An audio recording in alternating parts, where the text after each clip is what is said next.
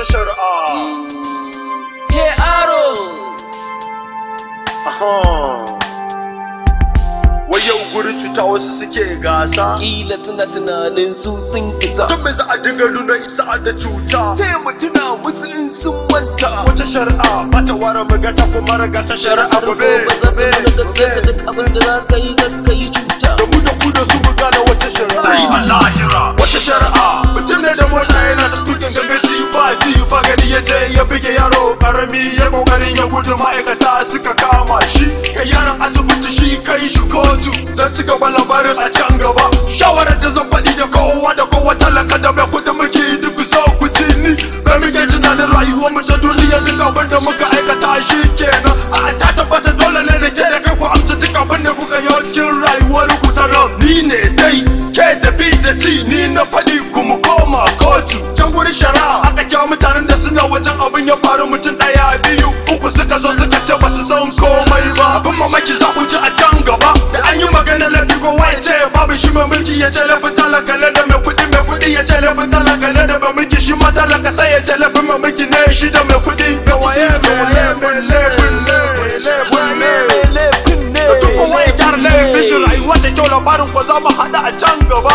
Saboda me muke son rai a rayuwar mu, saboda me son kuɗi ya danna gaskiyar mu, saboda me muke ta cutar na ƙasa da mu, saboda tunanin mu ba abin da za a yi a nan duniya gare mu, ko saboda muna da wannan ko wancan da wancan tuna ba kan mu jeran da ba wannan da wannan ba wancan sai wata shari'a. Yau wasu su sanya son rai rayuwa sai wannan ya cuci wancan ya cuci wannan ubangiji bai yabe haƙƙin wani shari'a wata shari'a wata shari'a sai Allah yira wata shari'a wata shari'a wata shari'a sai Allah yira.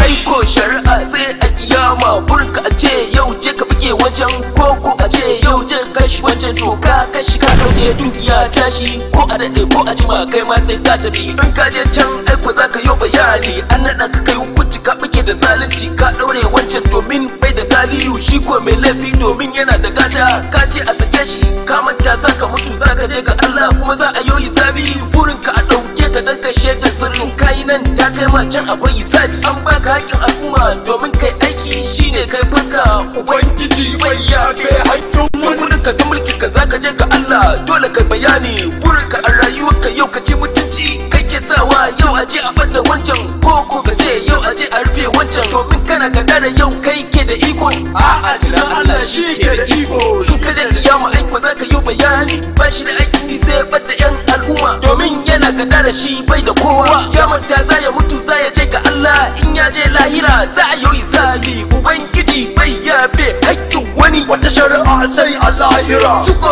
suwa na burin su a rayuwa ba su da ake sai haddasa fitina kar ku manta da cewa in an je lahira akwai wata shari'a. Kuma koma kotu can gurin shari'a aka ba su kuɗi suka yi shaidar suka fito daga kotu kuɗin da aka ba su aka kwace. Yau wasu su sanya son rai rayuwa sai wannan ya cuci wancan ya cuci wannan ubangiji bai yabe haƙƙin wani shari'a wata shari'a wata shari'a sai Allah yira wata shari'a wata shari'a wata shari'a